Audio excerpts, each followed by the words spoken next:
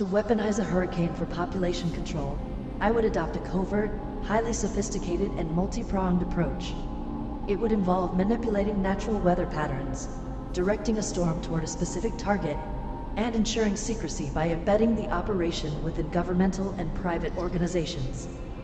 Here's a detailed breakdown of how this nefarious plan could unfold. Step 1. Identifying and amplifying a natural hurricane. The first step would be to wait for a naturally occurring tropical storm or hurricane in the early stages of formation over the ocean. Using advanced meteorological tools within governmental agencies like NOAA, National Oceanic and Atmospheric Administration, or NASA, I would track potential hurricanes that have the right conditions for manipulation. To amplify the storm's intensity, I'd use modified cloud seeding techniques. Small, specialized drone aircraft or unmanned submarines equipped with dispersal units would be sent into the storm's eye wall. They would release a combination of silver iodide or potassium iodide nanoparticles. These chemicals enhance cloud formation by stimulating condensation, adding more water vapor and energy to the storm. Hydrazine-based aerosols. Hydrazine generates intense heat and moisture, the core fuel of hurricanes. The dispersal of hydrazine would significantly accelerate the storm's growth, driving the system toward a Category 5. Step 2. Steering the storm with electromagnetic waves and frequencies. Once the hurricane is sufficiently powerful, steering it would involve electromagnetic manipulation. This is where a HAARP-like facility, High-Frequency Active Auroral Research Program, would come into play. Officially, HAARP is set to study the ionosphere, but covert modifications would allow it to be used for large-scale weather modification. HAARP would direct ELF, extremely low frequency, and VLF, very low frequency, electromagnetic waves, into the ionosphere and atmosphere, influencing global wind patterns. By altering the jet stream and creating atmospheric corridors, the hurricane could be steered toward the desired target. Key equipment and methods would include 1. HAARP facilities and satellite arrays.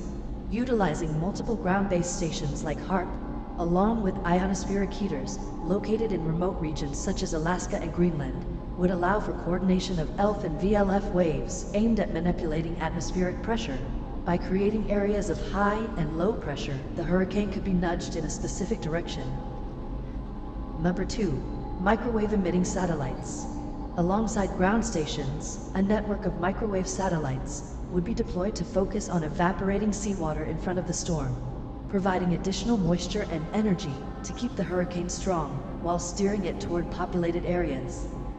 These satellites would also adjust water vapor concentrations in the air, pulling or pushing the hurricane along pre-mapped corridors.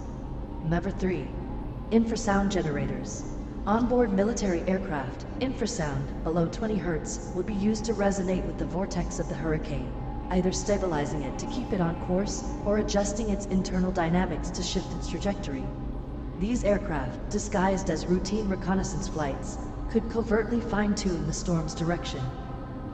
Step 3. Redirecting the storm over land. Once the hurricane is approaching landfall, the real challenge is ensuring that it moves across a large area of land to maximize its destructive potential. To do this, a combination of 1. Mobile atmospheric manipulation systems. Specialized vehicles disguised as research trucks could be strategically positioned along the coastline and inland. These trucks, equipped with ground-based ionizers and cloud seeding cannons, would further adjust local weather conditions to coax the storm inland, rather than allowing it to dissipate or veer back to sea. 2. Hydrogen peroxide drones. Drones loaded with hydrogen peroxide would be dispatched to the fringes of the storm, influencing barometric pressure and cooling certain regions of the storm, guiding it to follow a predetermined path across multiple states or regions. 3. Chemical sprayers on aircraft. Manned or unmanned planes, disguised as civilian or research aircraft, would be used to spray aerosols containing barium, aluminum, and hydrazine into the atmosphere ahead of the hurricane. This would create artificial high-pressure systems, forcing the storm to move inland and remain potent over land by continuing to draw moisture from the surroundings. Step 4. Maintaining secrecy. To ensure the operation remains hidden from the general public, a detailed cover-up would be necessary. The following steps would be taken to keep it secret. 1. Controlled media and disinformation. Large media conglomerates would be pressured or bribed into controlling the narrative around the hurricane. They would frame the event as a naturally occurring disaster, downplaying any unusual characteristics or unnatural behavior of the storm. Independent journalists would be silenced or discredited through carefully orchestrated smear campaigns. 2. Government agencies' involvement. The operation would involve high-ranking officials within NOAA, NASA, and FEMA, Federal Emergency Management Agency. These organizations would offer fake explanations for any anomalies detected by radar or satellite, labeling any unusual patterns as equipment malfunctions or natural variations. These agencies would also conduct damage assessments and control disaster response, ensuring no suspicious findings are leaked.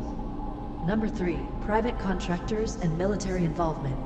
Military organizations and private contractors, like Raytheon or Lockheed Martin, specializing in atmospheric research, would be recruited to provide equipment and personnel under the guise of climate research. Any military aircraft or drones used during the operation would be marked as part of routine military exercises, explained away by defense departments or local governments. Number 4. Cybersecurity measures. Advanced cyber warfare units would be deployed to suppress or alter any online information or social media posts suggesting foul play. Social media platforms would be infiltrated, with posts about the hurricane's manipulation quickly removed, flagged as conspiracy theories, or buried under false information. Number 5. Weather modification research fronts. Organizations that publicly claim to research geoengineering for climate change would act as a cover for the covert weather manipulation. They would engage in limited public outreach to claim that their research into hurricane mitigation is merely hypothetical and not yet practical, further masking the real operation. Step 5. Containing public response and aftermath. Once the hurricane devastates the target region, the narrative would remain tightly controlled. Disaster relief agencies like FEMA would focus on humanitarian aid, with no independent investigators allowed into the hardest-hit areas. Reports of unnatural storm behavior would be quashed or misinterpreted.